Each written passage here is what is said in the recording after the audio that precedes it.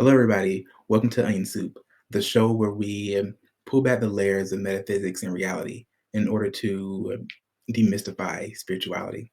Today, we have a very interesting topic, and we'll be talking about consciousness. And more specifically, we'll be talking about the origins of consciousness, the origin of the word consciousness, and what science has to say about consciousness. So let's just get into that. So the word consciousness, and I do have my note cards. The word consciousness comes from the Latin word conscientia, which means knowledge shared with others. And the other Latin word that we'll be discussing is conscius sibi, which means knowing with oneself. Now, I find it fascinating that first with conscientia, the knowledge shared with others would be something more akin to what the ancient Greeks were doing when they went to their universities to discuss mathematics and philosophy, alongside great philosophers such as Socrates, Plato, and Aristotle, who would have been the teachers of that time. Looking at conscious sibi, the knowing with oneself, I think that's more representative of what we think of present day as consciousness. Back in the 1500s is when the word consciousness first started to kind of take shape and form of what we think of as consciousness now. And back then, consciousness was defined as the state of being aware of and responsive to one's own surroundings. And the reason why I say that that's more relative to the way that we view consciousness now is because a lot of times we think of consciousness as the being aware. And we'll dive more into that just a little bit later, because in 1690 is when we first get a look at John Locke, who coined consciousness as being the perception of what passes in a man's own mind. So, John Locke, who was a philosopher and physician of his time, he actually sit down and start to look at his own thoughts within his own head and was able to say that, hey, I am aware of my thoughts. And he was able to delve deeply into that. And I'd be quite remiss to not mention Diderot of 1753, who says that the opinion or internal feeling that we are ourselves and what we take from that and what we do.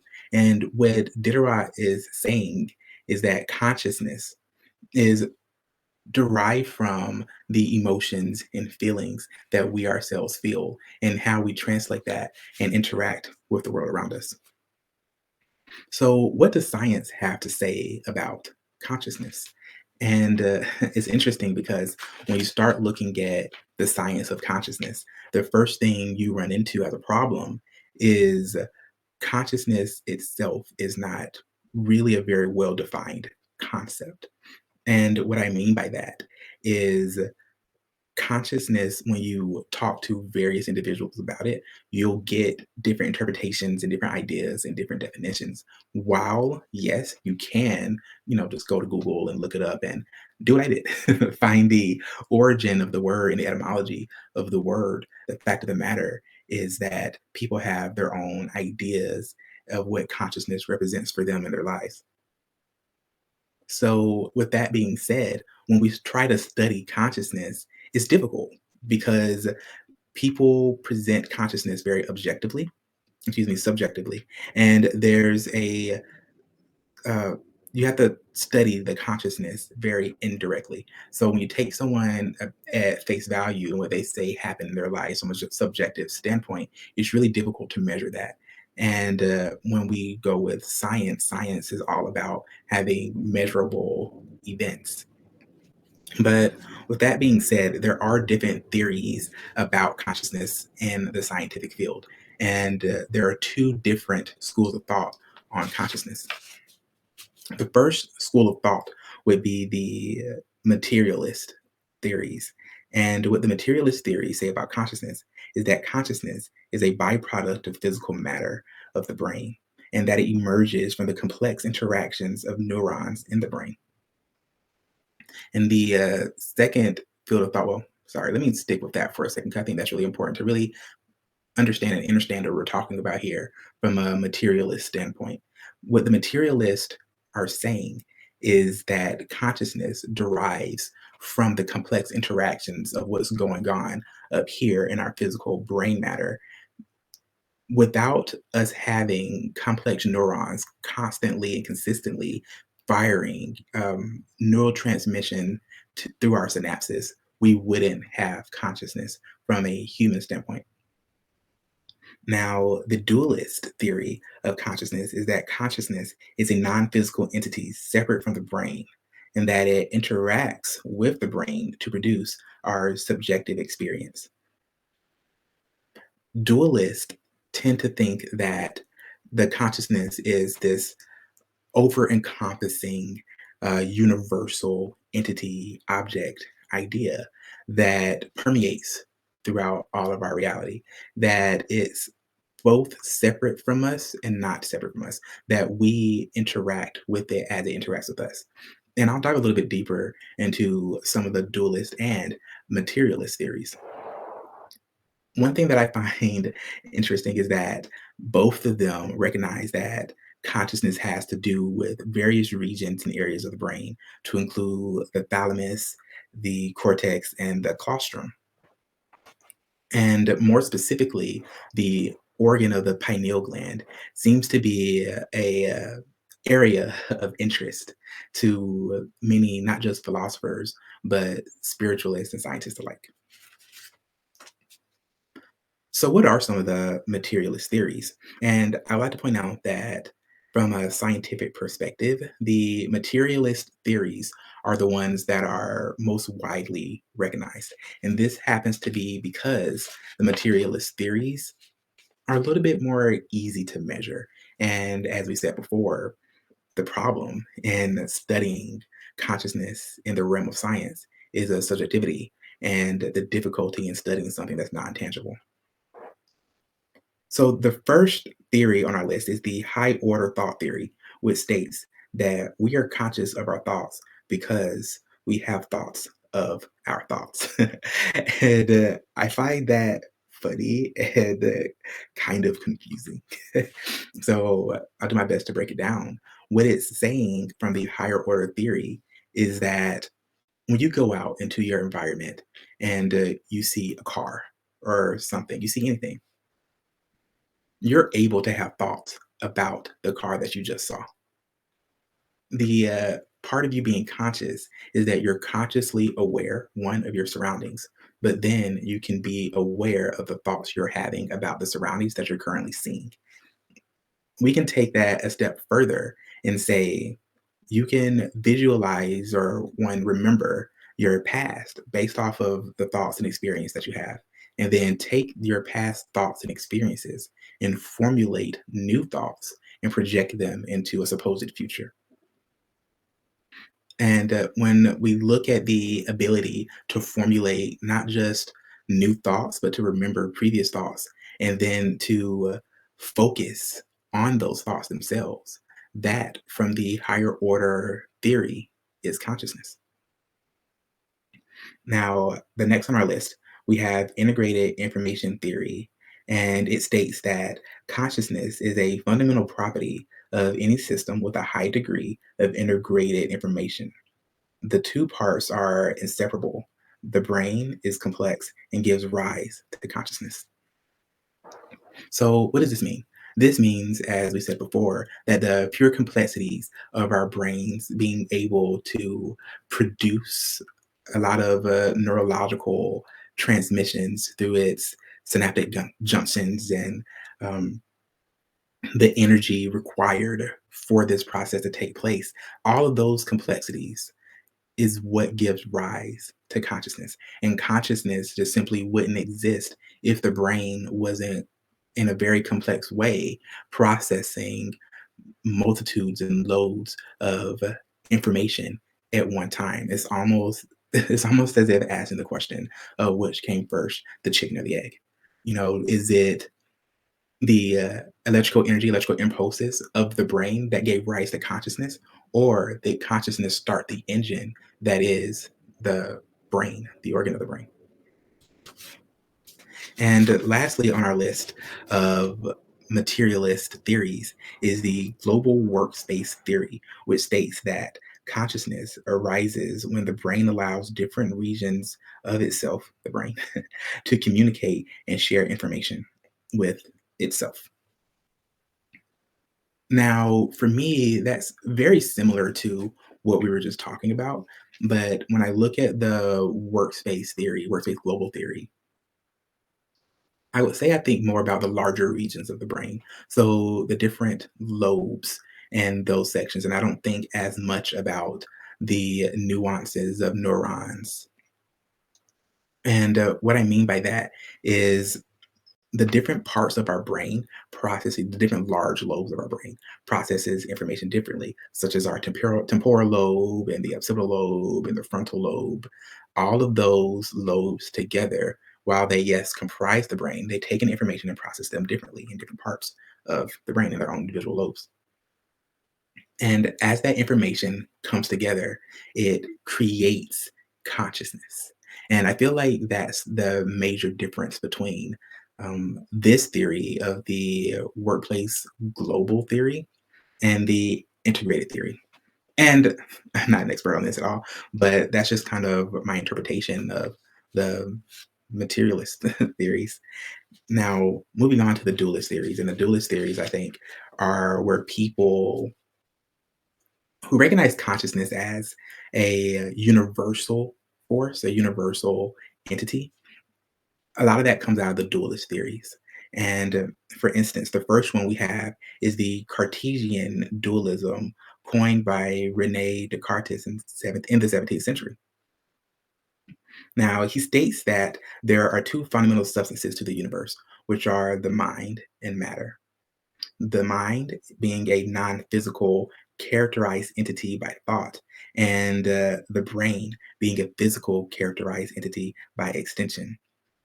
And he goes on to say that the mind and the body interact through the pineal gland.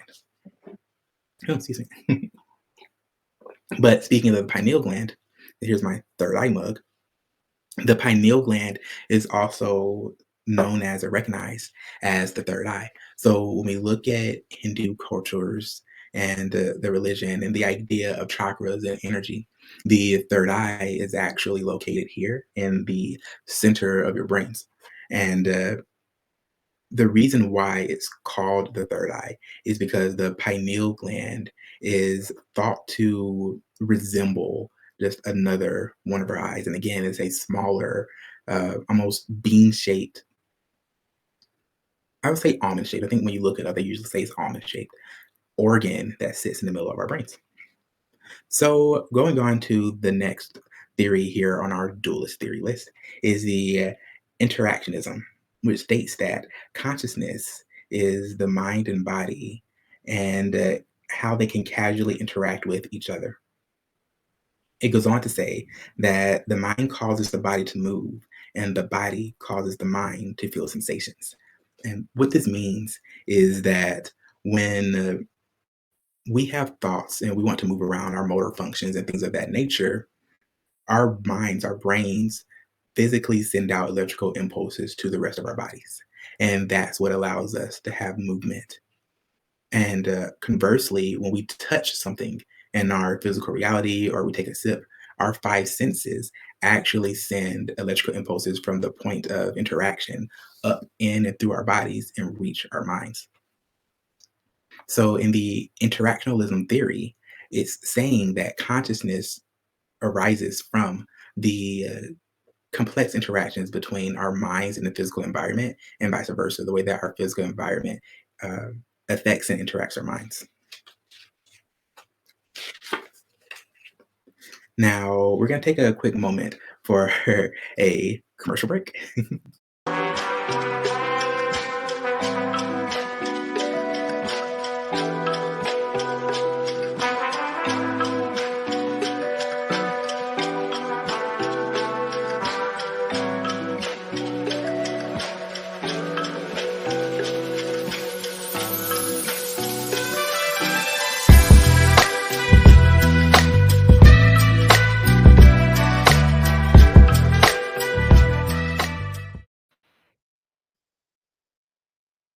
Alrighty, welcome back.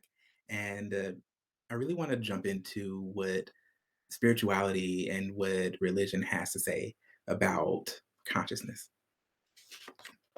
Starting us off here, we're going to start with Buddhism. And what Buddhism says is really fascinating to me because they state that consciousness is not permanent or fixed, but is a stream of ever changing material events. They go on to say that consciousness is not separate from the body and the mind, but is integral to the whole person. What the Buddhists are getting at, and what the whole idea of the Buddhist practice is to really not focus on what consciousness is as far as a physical and non-physical entity, and mostly focus on the nature of consciousness itself and the role that it plays in our lives. As a Buddhist, the individual's goal is to liberate themselves from pain, and pain is identified as desire and attachment. So the desires that we have in this world, such as gluttony and lust, and then the attachment we have to our bodies and the physicality of our 3D reality. From the Buddhist perspective, by understanding the nature of consciousness, we are able to liberate ourselves from burdens and from pain and suffering. Next, we have the Hindu perspective. And in Hinduism, it is thought that consciousness is seen as the fundamental essence of reality, encompassing both the subjective experience of the individual and the underlying universal consciousness that permeates throughout all of existence. Now, when we look at the Hindu perspective of consciousness, what we find is that Hinduism identifies and recognizes the different levels of consciousness. They recognize that there's a awakened state, and by awake I do mean active, the way that you actively interact with the world around you, and that there is a relaxed state. There is a state where you are deeply relaxed when you go into meditation, and then there is the state of being asleep. And they also recognize another state, which is higher transcendental consciousness, which is the pure consciousness. One thing that I find really interesting about that is we actually recognize the same or similar states of consciousness in the Western world. So we can all relate to the active state of consciousness when we're actually out and doing things that you're conscious about the subject matter at hand. We can also all, relate to passive consciousness. So perhaps you're passively listening to this, or you're passively watching something on TV or listening to the radio where you're not completely focused on the subject matter at hand. Maybe you're doing something else and you're multitasking. We're also aware of there being consciousness states when you're sleeping, because obviously, when you're asleep, you're in a more subconscious state, and that's when you start entering brainwave levels such as delta. And I would love to go more into that, but I don't know if we have enough time for that today. But furthermore, we find that in Hinduism, one of the ways that you achieve higher states of consciousness and transcendental states of consciousness is by balancing out the energies within yourself, known as the chakras, which is one of the things that we mentioned before. And once you're able to do that, that's when you're able to reach higher levels of pure consciousness and transcendence. Transcendence? Maybe I just made up a word. So next on our list, we have Christianity. And in Christianity, consciousness is rooted in the belief that God is the creator and sustainer of all things. And in Christianity, the belief is that humans are made completely in God's image. And this would include consciousness, being that God is self aware and has the ability to know and love, and expresses that love to all of his creations. God presents consciousness as just one of the many gifts that he gives us as human beings. So, one thing that I find really interesting about the idea of consciousness is whether or not it's just us as humans who can be conscious. Does this mean that plants and animals can't be conscious? And when I start to look into it, there are different schools of thought about where they're not plants are conscious. Most people think that animals are conscious. Animals have varying behaviors. They appear to be self-aware. They might not be aware that they are an animal and that we are humans. I don't think that there's that level of awareness. But I do feel that animals, anybody that has a pet, a cat or a dog or something like that, can attest to them being aware of themselves and their surroundings. And they would have to have some form of consciousness in order to do that. Also, their neurological makeup is fairly similar to ours in the sense that they have a brain, they have neurons, and they have various neurotransmissions that allow them to interact with their surroundings. And I'm confident that they think because I have a husky and he knows what he did. You know what he did. No, I'm just kidding. He's out of here.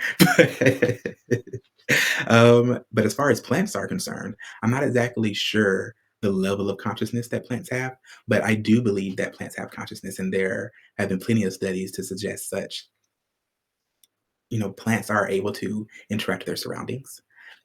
Plants might not be able to think, and they don't have the same neurological makeup as we do as mammals. However, they're able to photosynthesize, which is a byproduct of them being plants. But I do believe that there's a part of that that gives them some form of consciousness. But that's all the time we have for today. And I thank you all for sitting and listening to me talk about consciousness. Have a good one.